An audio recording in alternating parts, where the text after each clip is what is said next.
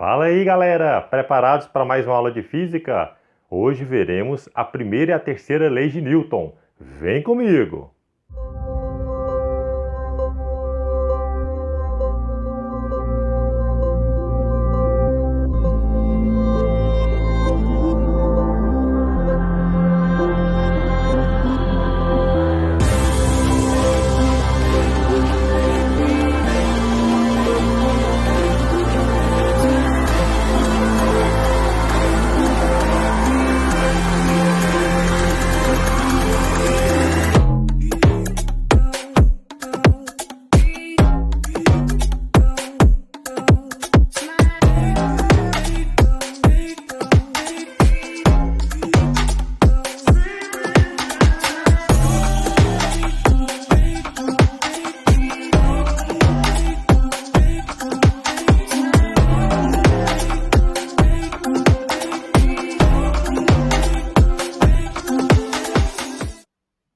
Fala aí, galerinha, tudo beleza com vocês? Aqui quem fala é o professor Wesley. Mais uma aula sobre as leis de Newton. Vimos na aula passada a segunda lei de Newton. Hoje, o objetivo é compreender a primeira e a terceira leis de Newton. Para você entender bem essas leis, vamos assistir primeiramente este vídeo aqui, ó. Com a ação de uma força resultante perpendicular à velocidade, o carrinho descreve movimento circular uniforme. Tá vendo aí? Observe que, eliminando a força resultante, o carrinho segue em movimento retilíneo uniforme. Beleza? Olha, a explicação disso é o seguinte. Lembra da segunda lei de Newton, escrita dessa maneira aqui? Força resultante vezes ΔT é igual ao produto da massa pelo ΔV, variação da velocidade vetorial?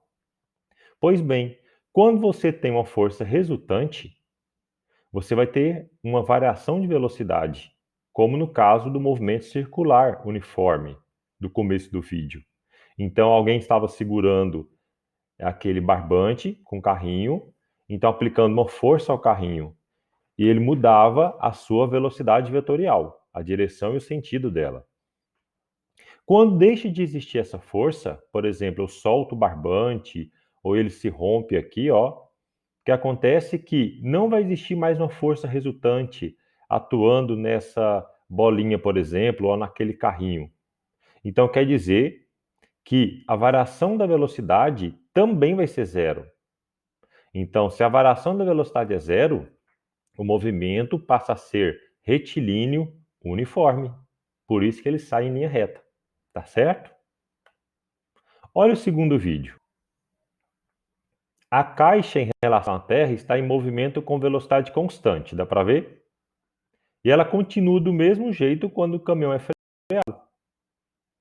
Por exemplo, se os dois estavam a 40 km por hora e o caminhão freia, a caixa não sabe que o caminhão freou, né? Não tem uma força atuando sobre a caixa. Então quer dizer que ela vai continuar com 40 km por hora e acaba batendo na parte da frente do caminhão. Vídeo 3. O caminhão muda sua trajetória porque atua sobre o caminhão uma força lateral. Essa mesma força não corre sobre a caixa, que por isso segue em trajetória retilínea em relação à Terra. Parece que ela é lançada ali, mas ela não é lançada. Ela continuou no seu caminho natural.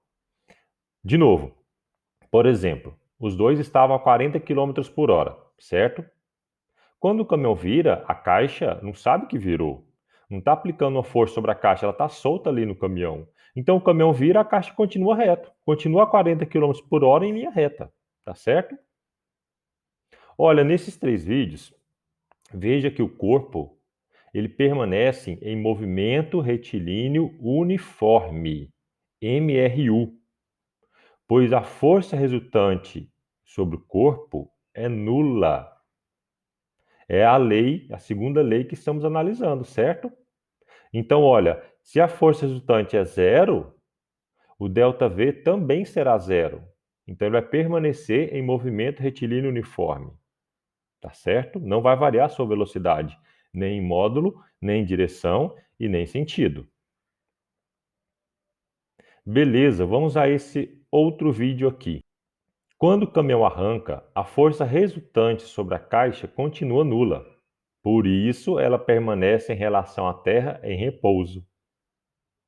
Você viu? O caminhão deu uma arrancada e a caixa continuou parada. Ela estava parada e continuou parada. Parece que ela foi jogada para trás do caminhão. Não, mas ela continuou parada, certo? Então, olha, vimos neste vídeo que o corpo permanece em repouso, pois a força resultante sobre ele é nula. Sobre o corpo é nula, sobre a caixa é nula. Então, se a força resultante sobre o corpo é nula, então ΔV também será zero. Se ela estava parada, ela permanece parada, aquela caixa. Resumindo todos esses vídeos, se a força resultante sobre um corpo for nula, temos duas situações. Primeiro, se o corpo já estiver em repouso, ele permanece em repouso, certo? Primeira situação, que foi o último vídeo que vimos. Agora, os outros vídeos, os primeiros, ele entrará ou permanecerá em MRU se ele já estiver se movimentando. Se já estiver se movimentando, ele vai ficar em MRU, ou seja, a velocidade dele não vai mudar, nem em módulo, nem em direção, nem em sentido. ΔV vai ser zero, porque a força resultante sobre ele foi nula. Beleza?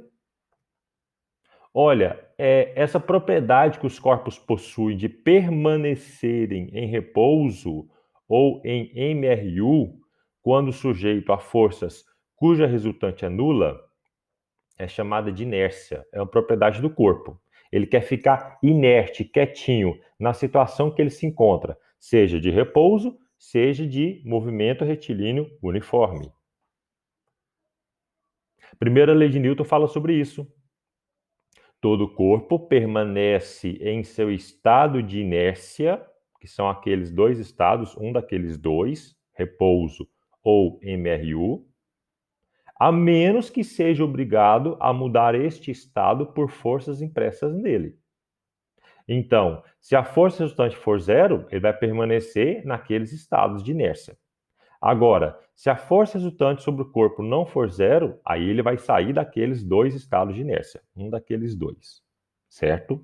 Essa é a primeira lei de Newton, chamada lei da inércia, tá? Por esse motivo mesmo.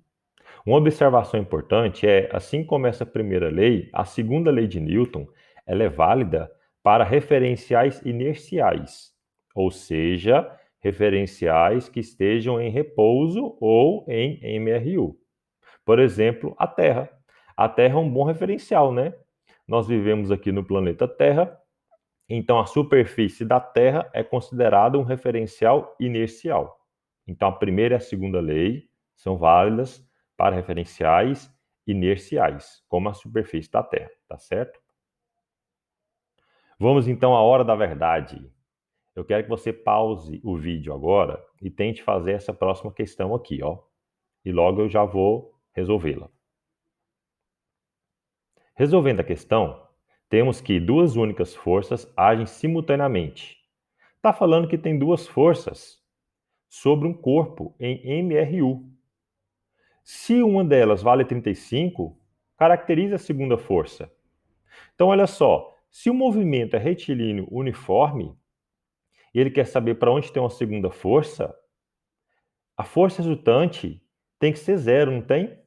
Se ele está em MRU. Então, de acordo com a primeira lei de Newton, se o corpo está em movimento retilíneo uniforme, a resultante sobre ele é zero, porque não está mudando nem sua velocidade, tanto direção, quanto sentido, quanto módulo, certo? Então, a segunda força tem que possuir o quê? O mesmo valor, mesma direção, porém sentido oposto. Para quê? Para anular aquela outra. Porque a resultante tem que ser zero. Pronto. Então, a segunda força é para a esquerda, horizontalmente, com valor 35 newtons. Beleza?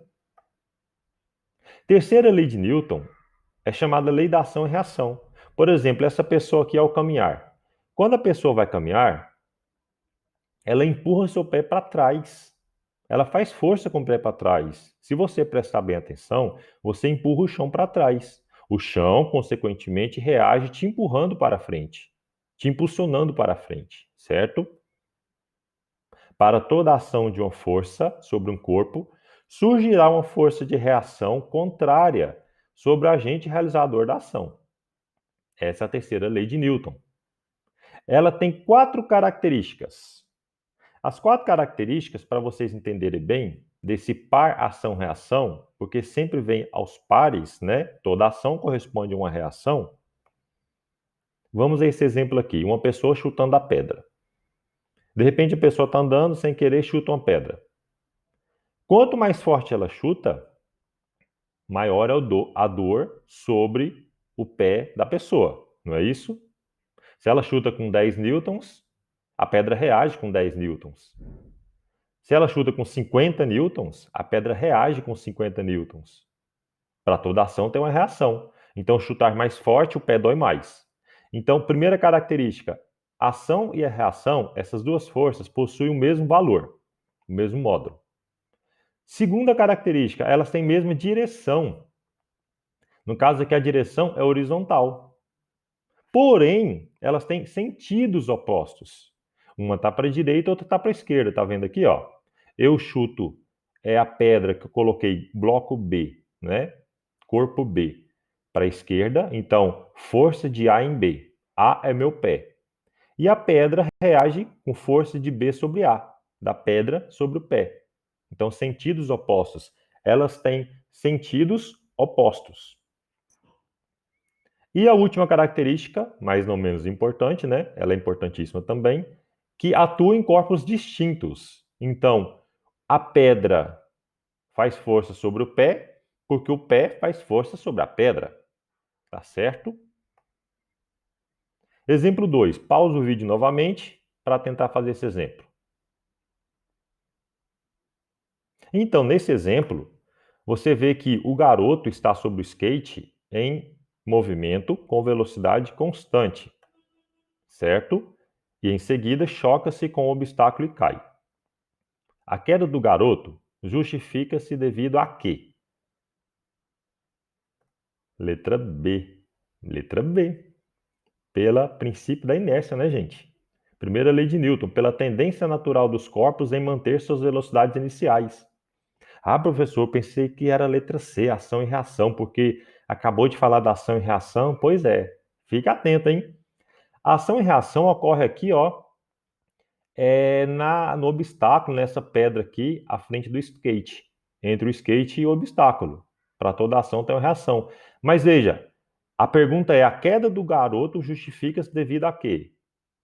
Ele caiu por quê? Pela tendência natural dos corpos em manter suas velocidades iniciais. Por exemplo, ele estava a 20 km por hora. Ele vai permanecer a 20 km por hora, certo? Assim como lá naquele segundo vídeo, no terceiro vídeo, que a caixa permanecia em linha reta, em movimento retilíneo uniforme. Então ele não foi jogado para frente, ele apenas permaneceu na velocidade que estava. A tendência natural do corpo em permanecer com sua velocidade inicial em movimento retilíneo uniforme, tá certo? É isso. Vou deixar essa frase aqui de Newton. Se eu vi mais longe, foi por estar sobre ombros de gigantes. Ele se referia a Galileu e a Kepler. Então ele não fez nada sozinho, né? Sempre tem contribuição de alguém. Então ele deixou essa frase aí para mostrar que a física está sendo construída e sempre tem alguém ou alguns ajudando por detrás, com algumas contribuições, tá certo? Isso aí, gente, por hoje é só. Até a próxima aula.